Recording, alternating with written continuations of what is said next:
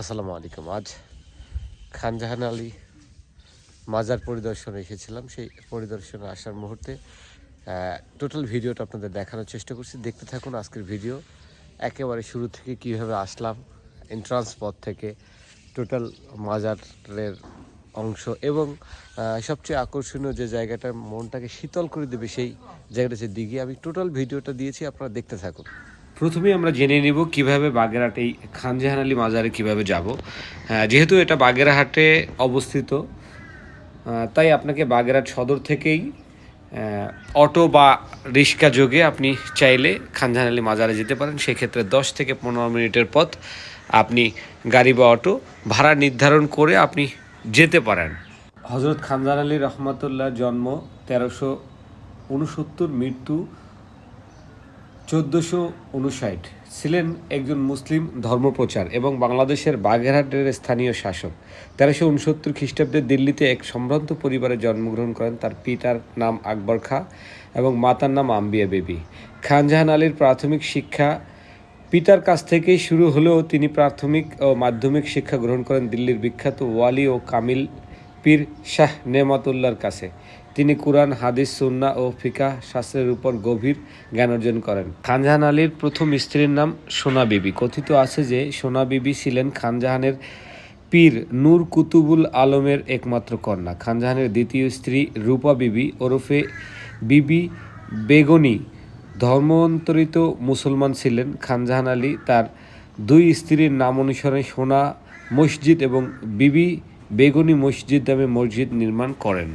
হজরত খানজাহান আলী রহমতুল্লাহ অক্টোবর 25, 1459 তারিখে মাজার শরীফে শিলালিপি অনুযায়ী 863 হিজরি 26শে জিলহজ 60 গম্বুজ মসজিদের দরগার গৃহে এশার নামাজরত অবস্থায় 90 বছর বয়সে মৃত্যুবরণ করেন। প্রতি বছর চৈত্র মাসের পূর্ণিমার সময় খানজাহান আলী মাজারে ওরস শরীফ অনুষ্ঠিত হয় এবং লক্ষাধিক লোক তাতে সমবেত হয়। প্রায় 600 বছর ধরে বংশ পরম্পরায় বসবাস করে আসা মিঠা পানির সর্বশেষ উন্মুক্ত আবাসস্থল বাগেরহাটের হজরত খানজাহান আলীর মাজার দিঘি।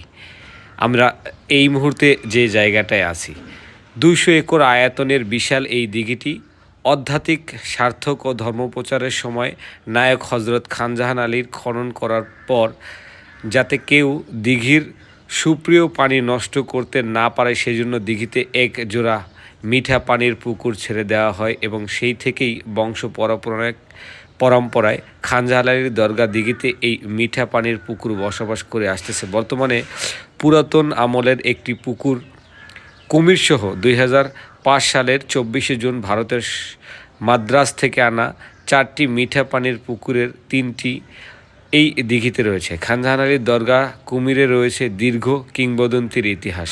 দরগার দীর্ঘদিন ধরে চলে আসা দর্শনার্থীদের মুরগি ছিল কুমিরের প্রধান খাবার। বর্তমানে এক শ্রেণীর খাদেমরা কুমিরের এই খাবারের অধিকাংশ বাজারে নিয়ে বিক্রি করার ফলে কুমিরের তীব্র খাদ্যাভাব দেখা দিয়েছে।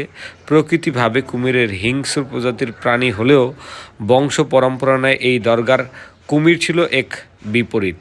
দর্শনার্থীদের গায়ে হাত বুলিয়ে অনেক সময় নিজ হাতে মুখের মধ্যে খাদ্য ঢুকিয়ে দিলেও কুমির কখনো হিংস্রতা দেখায়নি, কিন্তু হিংস্রতা দেখিয়েছে এখানের খাদেমরা, যা আপনি যখনই এই কুমিরের জন্য খাদ্য নিয়ে যাবেন এই কুমির কেড়ে না নিয়ে এই খাদেমরাই কেড়ে নিয়ে যাবে। যাই হোক আমরা মাজার যখন কোনো কারণে মাজারে যাই সেক্ষেত্রে আমরা অনেক সময় দেখে ফেলি, খুব দুঃখ লাগে এই বিষয়টা দেখলে। অনেক সময় মাজারের মধ্যে এরা সিজদা করে ফেলে। আসলে এটা কখনোই করা যাবে না, কারণ আল্লাহর সাথে কারোর সাথে শরিক করা যাবে না। যাই হোক আমি মাজারের টোটাল ওভারভিউটা দেখানোর চেষ্টা করেছি প্রত্যেকটা পর্যায়ে আপনাদের পুঙ্খানুপুঙ্খরূপে ইনফরমেশন দেওয়ার জন্য। এই দিঘির পাশে যখন আপনি বসবেন, যতই আপনি গভীর মনের হন না কেন, এখানে আপনার মনটা শীতল করে দেবে। আজকের ভিডিও আর নয়, অনেক হয়েছে। দেখা হবে নতুন কোনো ভিডিওতে, নতুন কোনো স্পটে। সে পর্যন্ত বিদায়।